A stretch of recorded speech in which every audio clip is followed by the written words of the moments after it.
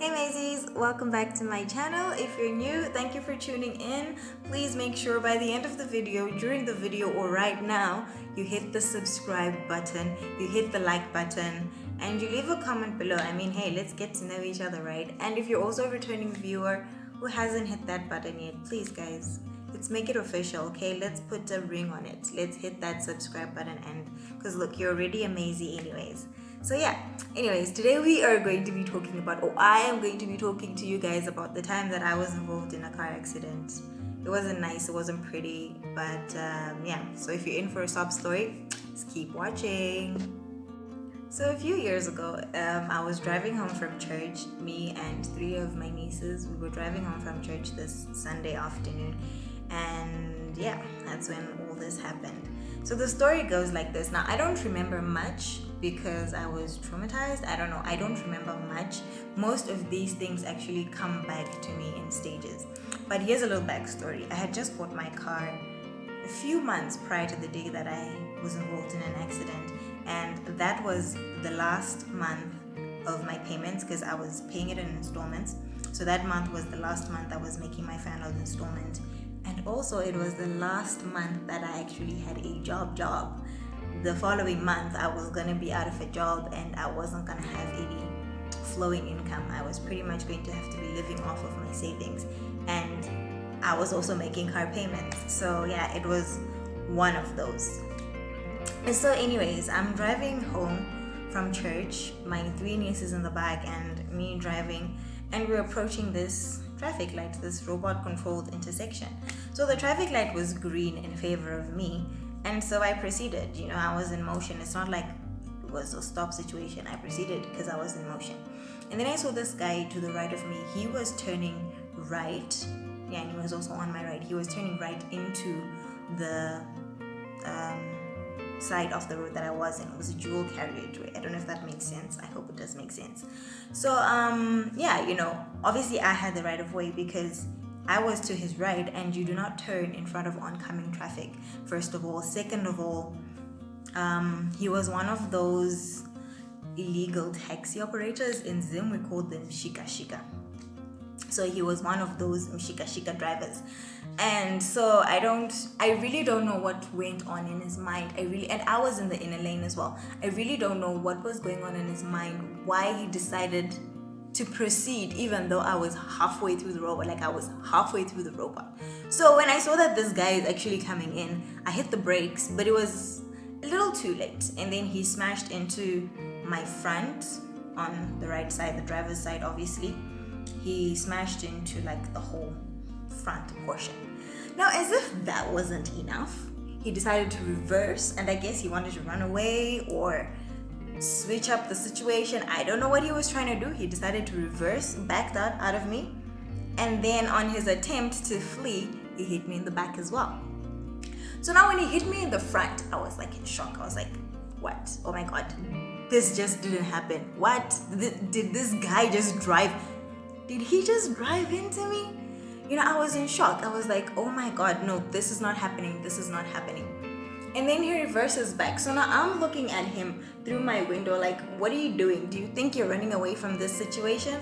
Not gonna happen, bruv. You're not gonna run away from this situation. And he hits me in the back, and I'm like, no. At that moment, I think, oh my god, the kids. Like, that was the first thing that went through my mind. Like, when he hit the back, I was like, oh my god, the babies. What am I gonna tell these kids' parents? It was insane. So at that point, I moved from shock to anger.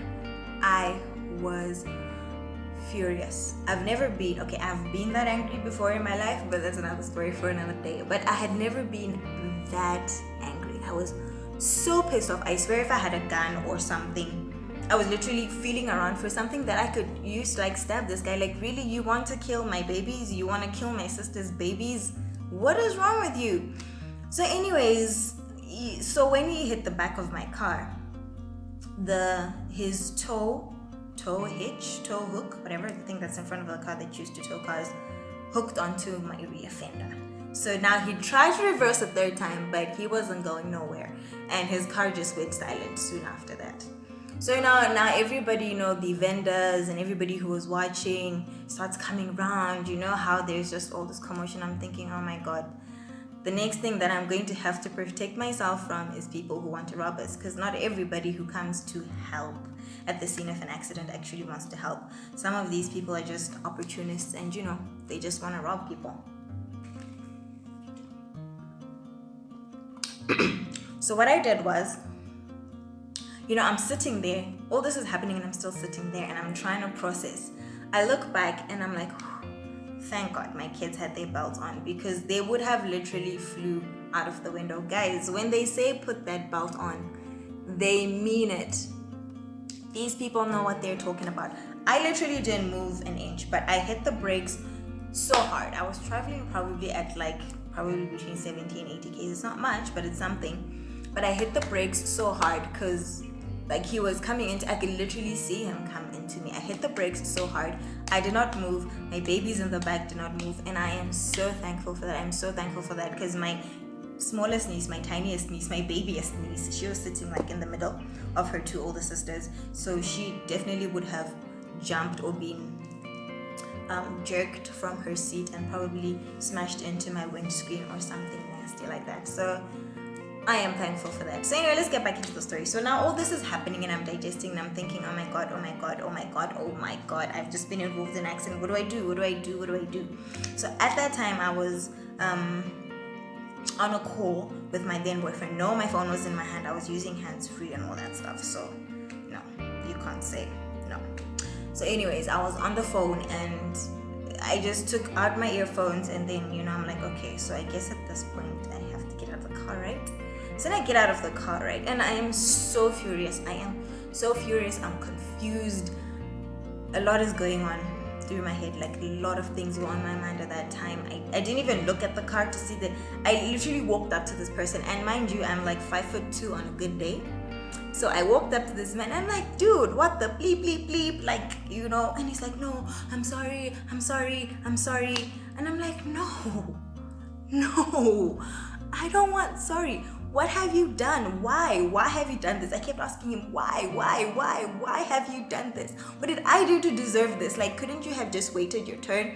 The robot was gonna go amber, the robot was gonna go red, your arrow was gonna come through, and then you could have turned. I'm not a shika, so I'm not competition. Why? I kept asking him, why? So then the dude from being sorry moves to being passive aggressive, and then that's when I'm so glad though that sometimes people do come together. And that's when the vendors that were there and everything no dude, we literally saw what happened. Why are you trying to get all angry and trying to catch feelings here? She has every right to be yelling at you, whatever. And then I'm like, okay, so what do I do now? I guess I have to call someone, right? That's when I remembered, oh my god, I was on the call with someone. So I went back and I'm like, okay dude, I will call you when I'm done. Let me call someone. And then I hung up and I called my mom. I'm like, Mom, I've been in an accident. So I think when my mom heard I've been in an accident, I don't know, I think something inside her flipped or whatever, because a few months prior to that, or was it the year before that, my older sister Charlene had also been involved in an accident, and it was not near fatal, but it was pretty bad. She got cut up on her face, her body, broke her leg, and all that nasty stuff. So anyways, that's another story for another day. So I'm like, Mom, I've been nice. She's like, are you okay? The kids and everything. I'm like, please just come. I'm at the corner of this and that. So please just come and save me, whatever. So yeah, so now I'm waiting for my mom to come, and then people are like, have you called the police? And I'm like, look, I'm not even trying to listen to all that right now. And then I remembered, oh my god, the kids are still in the car, and the car is pretty much still in the road. Then I was like, okay, you guys, you have to get out of the car. I got them out of the car. They sat on the little islands in the middle of the road and everything. And then, as heaven would have it, and I think this all happened in the space of 5 or 10 minutes, because as heaven would have had it, this Spanish woman who I went to church with were also driving down that same road, and they were like, hey, isn't that Sharon's car? And then they stopped, and it was my car. So then the man then sort of started dealing with the whole situation. He called the cops, and his wife was just comforting me and the kids and everything. I'm like, okay kids, so now y'all can go and chill with this lady, across the road while I try and sort this whole mess out. So I'm there, I'm confused. I'm like, okay, so what do I do now? What do I do now? What do I do now? And I'm like, okay, yeah, I might as well turn the car off. Yeah, the car was still running. I'm like, okay, let me turn my car off now. I turned it off, and then that's when I took a step back and actually looked at what happened. So when he had hit me on the rear, like literally nothing happened. His tow hitch just hooked onto my rear bumper, and that was it. There was no damage.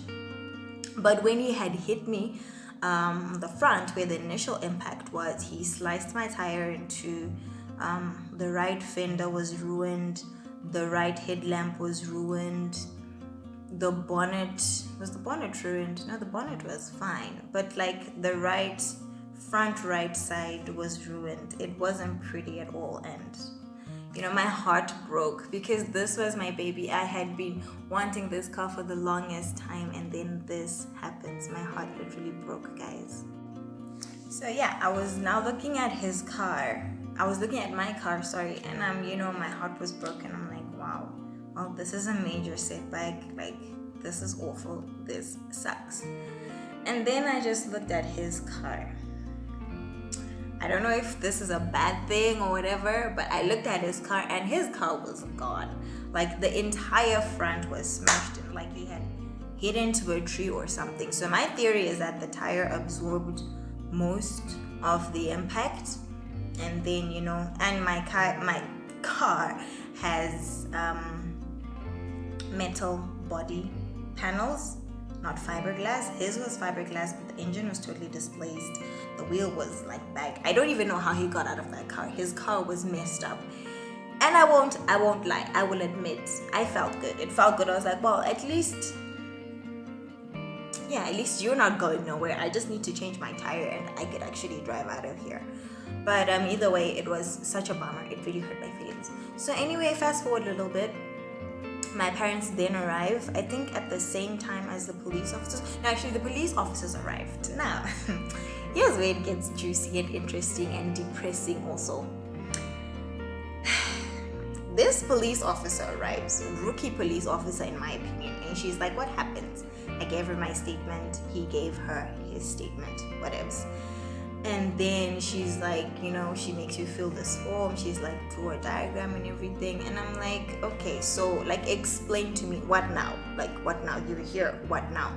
She didn't even know what was going on. She didn't even know what to write. She kept having to call someone. Okay, what do I write? I'm like, dude, so why did you come to attend the scene of the crime or the accident if you don't even know what is supposed to be done, how you're supposed to handle the situation? Like, I'm looking to you for advice and guidance, and you don't know nothing? It was so disappointing. I will tell you this. The police force in my country is disappointing. In my opinion, they are next to useless, because it doesn't even, like, this is not even the bad part about it. This is the menial part. So she writes down the statements and whatever's, and then that's when my parents arrived and my dad started talking to her. So apparently this dude was drunk driving. He was making an illegal U-turn. He turned like he was in the wrong. He was pirating. He was shika. But that doesn't, apparently drunk driving and all those other things don't even warrant an arrest in Zimbabwe. I mean, you're most likely to be taken to the charge office for not having a fire extinguisher or reflective triangles or jumpers than you are for drunk driving. I did not know that, and this is why I say our police force it's thoroughly disappointing. It's trash, in my opinion. It's trash. This guy literally went home after this. Like, he literally went home after this like nothing ever happened. Sorry, a friend of mine keeps texting me, so I keep reading his texts over this. So if my eyes wander, don't mind that. So anyways, then that's when my parents arrived, and the moment I saw my mother, like, this whole time I was angry and I was calm, no tears, whatever. I'm a teary person, but the moment I saw my mom, like, my eyes just couldn't hold it anymore. I just started flooding, and she's looking at me and she's feeling me, she's touching my head, she's touching my body. Are you okay? And I'm like, yeah, I'm okay. She's like, where are the kids? I'm like, oh, they're over there with Mrs. So-and-so. She goes over and they start talking and whatever. And then so I literally went up to the guy and I'm like, so, like, what happened? What, did your brakes die? Why did you do this? Please, I need you to explain this bit to me, because I don't think this was necessary. You literally should have just waited your turn. Then, that's when he was like, hi, hi, Mawan, sister Mawan. I'm like, nigga, ain't your sister? Don't sister Mawan me. It's like, hi, sister Mawan, chi. And yeah, I was really upset. I was heartbroken. I didn't feel it was necessary or relevant or whatever. So anyways, I took down his details before this. I took down his details during this process, like for my own personal consumption, and then let the policewoman do whatever it is that she did. And then my dad helped me to change the tire. We put on the spare tire, and yeah, we were like, okay, let's go home. It was getting dark. But during the process of this, lots of people from my church, not necessarily the particular church that I go to, but who are in our denomination, if that makes sense, that I know or that know me, kept stopping by. I remember this certain pastor passed by and he said a little prayer. It was also comforting. I think we spent about 3 or 4 hours there, but it felt like the longest time.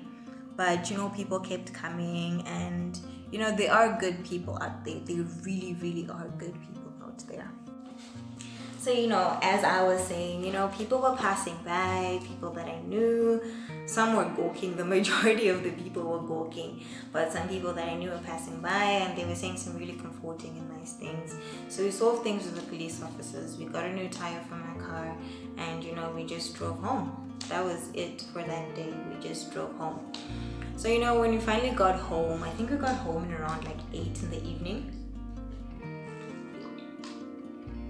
At that time, I was still staying with my sister. He's like, yo, guys, where you been at? I've been trying to call you and everything. And I'm like, dude, no, I just need to sleep. You need to prepare your kids for school, and I need to sleep. Like, I can't do this. So, yeah, I literally just got home. I got into bed and I slept. That was it. I slept. I slept. And fast forward, come the next morning. Now, there's this whole thing about whiplash, and sometimes you have so much adrenaline or so much shock, you don't feel any pain or whatever. That happened to me. The following morning, I couldn't get out of bed. It felt like there was a weight all over my body. Like, I couldn't move. My neck was stiff. It was sore. My thighs, my arms, like my whole body was sore. My whole body was limp. It didn't want to do anything. It didn't want to do anything. So I called into work. I told my boss, thank heavens I have like the most amazing supervisor ever.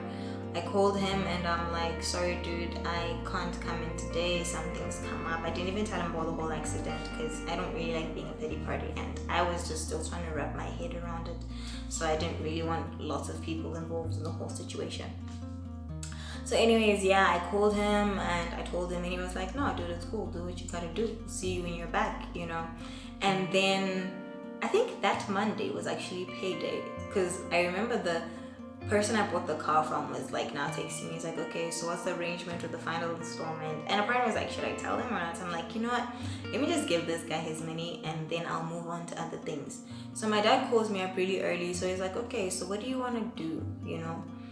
I'm like, well, what do I do in situations like this? I don't even know what I'm supposed to do. He's like, well, you can go down the insurance route. You have to go down to the police station, make a statement, get some funny paper that you take with you to the insurance people and everything. So I got up, I did all that. I went to the insurance guys, and the insurance guys were like, no, we need 3 quotations from reputable or insurance registered, what do you call these? Car panel beaters, exactly.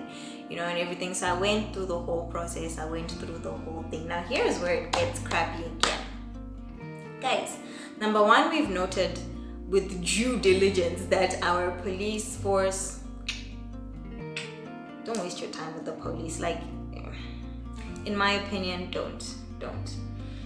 Next, the insurance people, guys, those guys gave me a runaround for a good 3 weeks. Oh no, this is missing. I'm like, yo, I'm here almost every day. Why don't you just give me all the information of everything that I need, and like, oh, the guy has to come and make a statement. Would this guy come?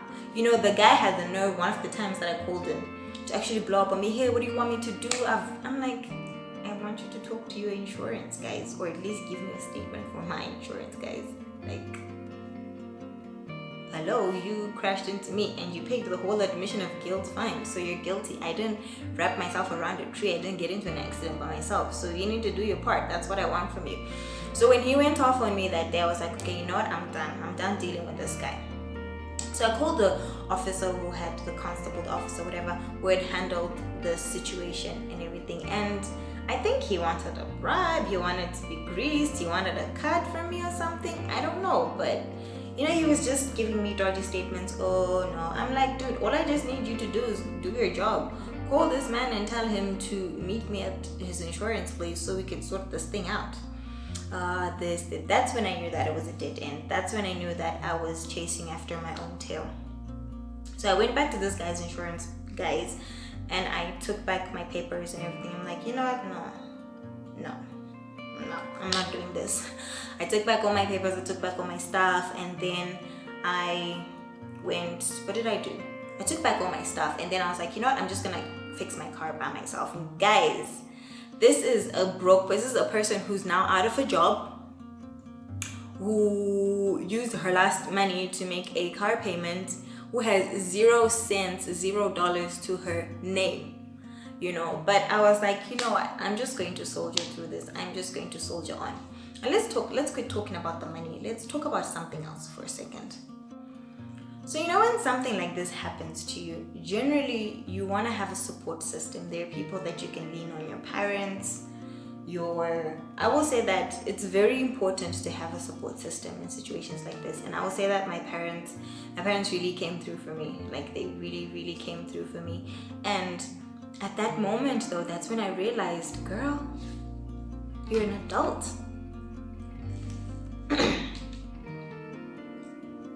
Like, mommy and daddy are not going to be there for you.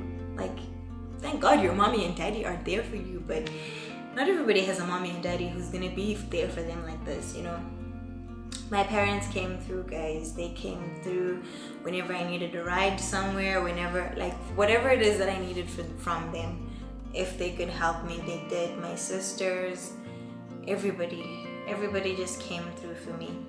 So I was in a long distance relationship at that time, and my then boyfriend, he then came to Harare, and you know, so yeah, you know, so I remember this one time we were in another car, and you know, like the first time I saw him, and I was explaining the story to him, and I broke down, you know, whilst I was explaining the story to him. And guys, he didn't know what to do, or he didn't do anything. Okay, yeah, I understand, we were in the car, he was on the other side, I was on the side, but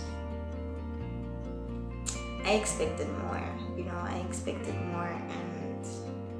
was like, no, whatever, let me just dry my tears, and let's just act cordial, you know. We're around people. I think we were buying fuel that day, we were in a fuel queue, and then my friends, well, not even my friends, but some people that I knew, you know, people in general need to learn to be kinder. Sorry, people keep texting me. People in general need to learn to be kinder and more understanding to situations. Like, when someone is involved in something like this, don't try to put the blame on them. Or look, there are always loopholes. It's like breaking your leg and realizing that you don't have medical aid or medical cover, you know. You can't be to the person, yeah, you know, that's why I always say, get medical cover, get medical aid. No, guys, no, come on. You know, and people were telling me, yeah, you know, remember when I told you that you should have gotten full cover insurance? I'm like, look, my money didn't allow for me to do that at that present moment, so I'm fine, thank you. No, I didn't break anything. My psyche is fine, it's recovering. You know, I had people who said things like that to me, and for me that was heartbreaking. It was like, of all the things that you could have said, this is what you choose to say. It says a lot about you as a person, and it says a lot about our relationship as people. Like, you know, yeah. You know, it's like someone comes and they're like, no, why? I don't know, but victim blaming, guys, it's not cool.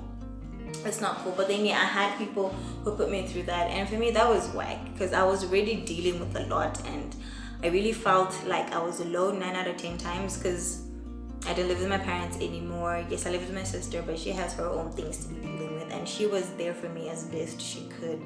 But there were certain people who had certain expectations who didn't meet these expectations, and it was disappointing and heartbreaking, to say the least. But anyways, that's that on that. We move, we grow, and whatever. Generally, what I learned from this whole thing is that it's good to be prepared. Yeah, it's good to have a rainy day fund. I personally don't trust investing anything in Zim in terms of insurance and all that stuff. Yeah, it's good to have, but don't bank on it. Take it from me, don't bank on it. It's good to be prepared. It's also good to be prayerful. I remember for the longest time after this, I couldn't go to church. I wouldn't. I had an excuse every day. First was like, oh no, I don't have a car to go to church with. I had every excuse under the sun. I didn't want to talk about it. I just know, because in my mind I kept asking God, why, you know, from asking this guy why, I was like, why, what did I do wrong, like what did I do wrong, you know? So for the longest time I didn't want to go to church. I didn't want to be around people because I didn't want people to be asking me, oh, we heard you were in an accident, oh, this and that, are you okay, whatever. I didn't want that. I really didn't want that. And I know that sometimes it comes from a good place, but sometimes it also doesn't. And I didn't have the energy to deal with either of that at that moment. So for a while, I didn't go to church. I couldn't, until my then pastor noticed that I've been absent for the longest. And she texted me. She was like, girl, you should come to church this Sunday. And I'm like, okay, fine. Actually, she texted me. She was like, girl, how you doing? You know, and I told her, oh, I'm alright, yeah, hanging there, work, what, yada yada, you know, that was that. But then I really felt like, okay, you know what, maybe this Sunday I should try to go to church. I remember that Sunday she gave a word from Matthew 6. She was going through a series of the Lord's Prayer, and then she read the version that says, lead us not into trials. Most of them say, lead us not into temptation. She read the version that says, lead us not into trials. And she basically explained that trials are things that happen to you. Temptation is something that you deliberate on. Like if you're tempted to do something bad, like you have the final say on whether or not that thing is going to happen. But with trials, you don't. It just happens to you. And sometimes it happens when you think that everything is going smooth, everything is going great, and then life throws you a curveball. So, you know, she basically explained that it's very important for us as Christians to also pray that we shouldn't be led into trials, or that even if we do find ourselves in trials, how do we handle these situations? How do we get out of these situations? And I don't know if it was her or for someone else who gave an example of Job, how he went through a trial. Some people would say temptation, but she elaborated that it could most probably be a trial because look, Job was out here living his life, doing the right thing, and then all of a sudden his kids start dying, he starts getting broke and poor and all that thing and all that stuff. And there was a part where she reiterated or elaborated that maybe this happened to Job because he was becoming self-righteous. And as Christians, we have that problem, or we sometimes get to a point where we become self-righteous. You know, we think that, oh, I'm doing everything perfect, oh, I'm so perfect, oh, I've got this on lock, this and that. I go to church every Sunday, I pray, I tithe, I offer, I help those in need. So, you know, good things should come my way. But sometimes God wants to turn down that self-righteousness because we're not righteous at the end of the day. What we're doing is striving towards that. So those are some of the things that I learned. I learned not to be self-righteous because the whole time I was thinking, why me? I do everything right. I'm a tither, I'm a giver, I'm a this, I'm a that. So why is this happening? You know, I finally achieved something good for myself and this happens. Why? You know, so those are some of the lessons that I learned during this period, and it was tough. I won't lie and say it was easy. Anyways, guys and girls, I hope you enjoyed this video. Thank you so much for watching it all the way up to the end. I hope you guys are staying safe during this trying time and trying to stay sane as well. Stay safe and stay sane. Until next time, bye.